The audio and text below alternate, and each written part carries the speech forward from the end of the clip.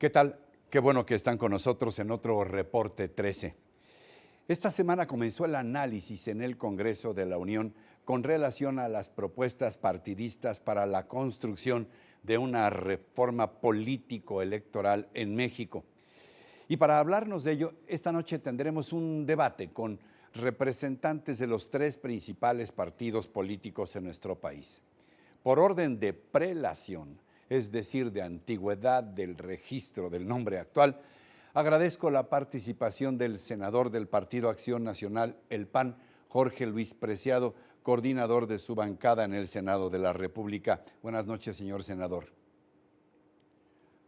Doy igualmente las gracias al senador del PRI, Enrique Burgos García, quien es presidente de la Comisión de Puntos Constitucionales en el Senado. Al contrario, don Ricardo, muchísimas gracias por la oportunidad. Y agradezco también al diputado del PRD, Silvano Aureoles, presidente de la Junta de Coordinación Política y coordinador de su partido en San Lázaro. Ricardo, al contrario, buenas noches y gracias por invitarme y estar contigo esta noche y poder reflexionar sobre estos temas. Comenzando esta primera ronda con el senador Preciado, la misma pregunta para los tres. Desde la perspectiva de su partido, ¿es necesaria o no una reforma político-electoral y por qué? Mira, sí es necesaria, porque cuando creímos que ya habíamos llegado a una situación en la que la democracia iba a ser la guía que iba a seguir la sociedad mexicana, nos encontramos con un retroceso. Si bien a nivel federal logramos un avance importante, los estados se convirtieron en feudos que controlan los gobernadores de los estados y obviamente las elecciones locales pues son controladas a partir de los órganos estatales electorales y los tribunales locales.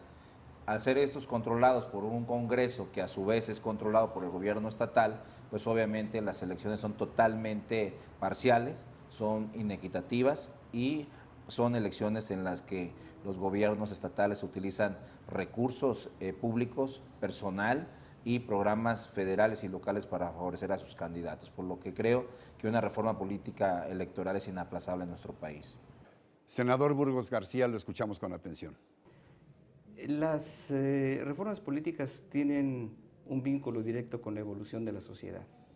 Y en la medida en la que la sociedad se ve reflejada en su gobierno, con congruencia, con sintonía, con una correlación de la expectativa de la sociedad con las posibilidades que pueda desenvolver el gobierno o las estructuras del Estado, en esa medida habrá eficacia para el gobierno y, lo más importante, habrá viabilidad para la sociedad. Entonces, sí es importante.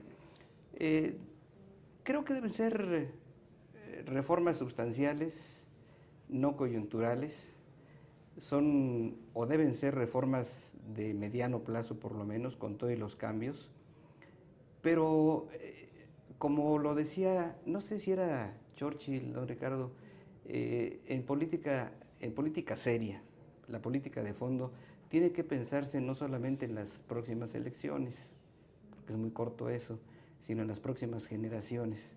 ¿Qué queremos para la sociedad mexicana? ¿Qué queremos para el pueblo de México en los años venideros, al corto, al mediano y a largo plazo? Y eso es lo que tiene que ver la reforma política. No solamente es cómo elegir, no, cómo estructurar al poder público, cómo definir las relaciones entre el poder y la sociedad de la que emerge y a la que debe servir. Diputado Silvano Aureoles, la misma pregunta: ¿es necesaria o no una reforma político-electoral en este país? Habría que precisar, Ricardo, que el país necesita culminar sus procesos de definición de rumbo político. Sin duda que es necesario culminar la reforma política y, de manera específica, ahora poder resolver y culminar la reforma electoral.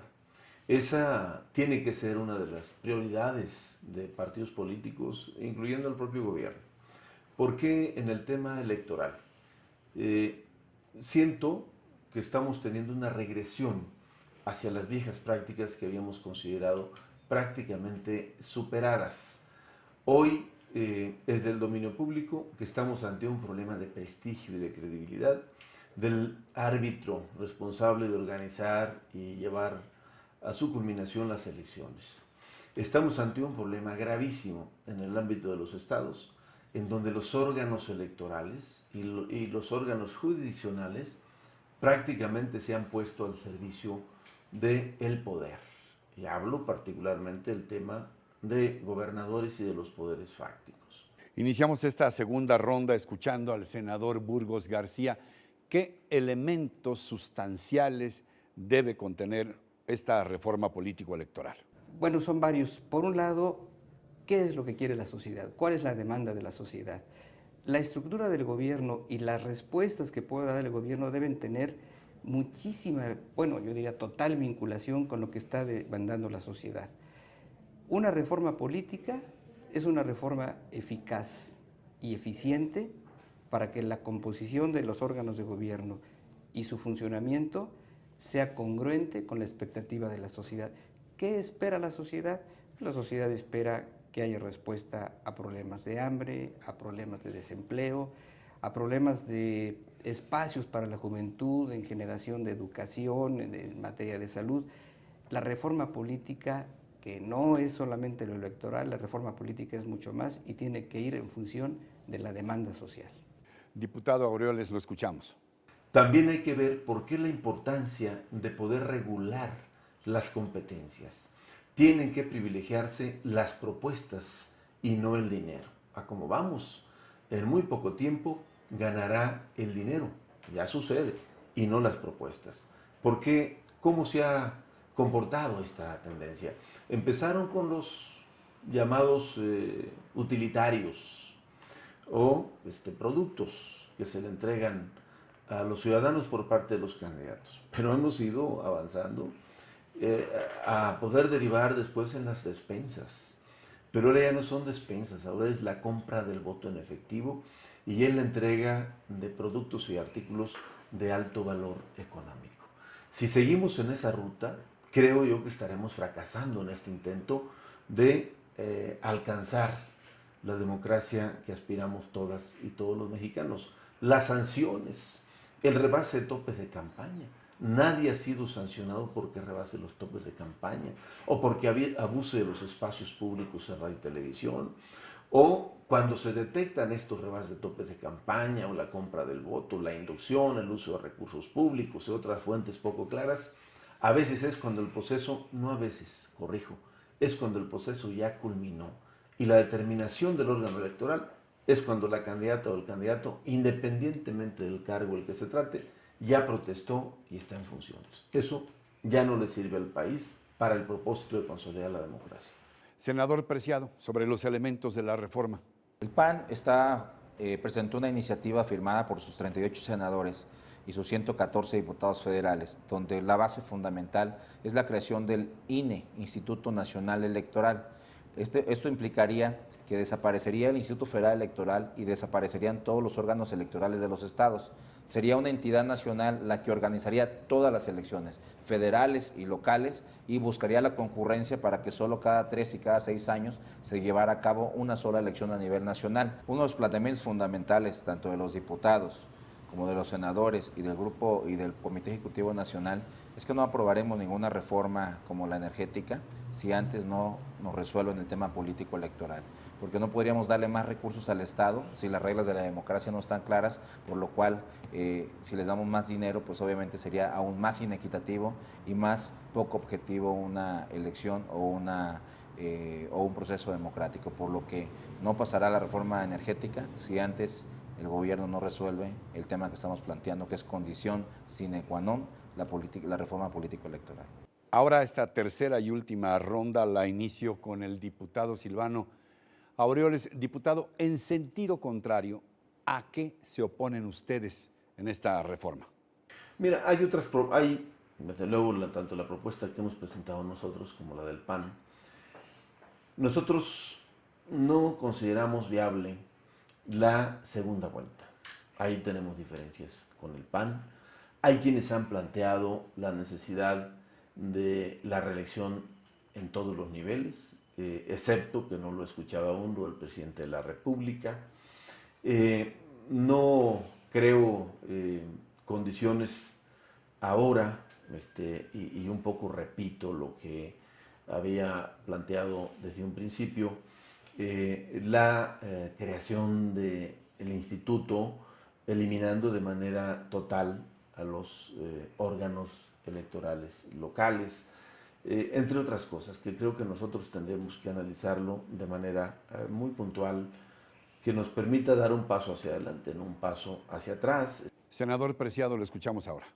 Pues lo que nos oponemos a que sea solo una reforma electoral. Es decir, si se trata solo de una reforma electoral, es decir, que nada más revisemos las reglas para llevar a cabo las elecciones, pues no tendría sentido, porque no entra la reforma política, donde entran estas figuras de reforma constitucional, reelección, segunda vuelta electoral, autonomía del Ministerio Público, que ese es un factor importante que estamos planteando, crear la Comisión Nacional Anticorrupción.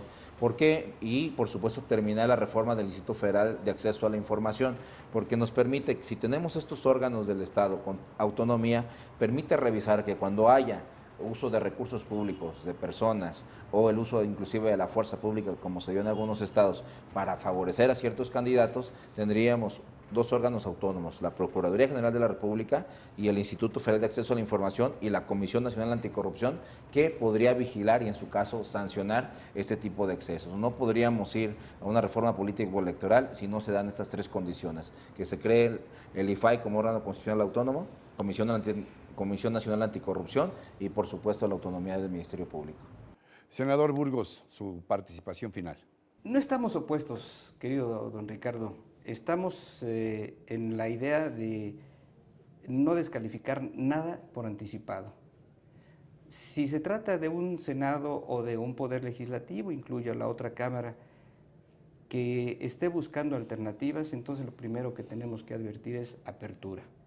No nos neguemos con actitudes que descalifiquen a ningún posicionamiento si antes no pasa por la mesa del análisis. Yo diría, y es un comentario personal, sin dogmatismos, sin ortodoxias. Vayamos a poner en la mesa las propuestas de todos y veamos lo mejor que cada quien pueda aportar. Así quizá logremos, don Ricardo, lo que decía el último de los constituyentes sobrevivientes, el constituyente Romero de Michoacán. De distintas aportaciones logremos síntesis de ideas y de la síntesis de ideas sirvamos de mejor a la nación. Gracias, señores legisladores, y ojalá que ustedes allá en casa tengan ahora más elementos de juicio para conformar su propio criterio sobre este tema fundamental de la reforma político-electoral para nuestro país.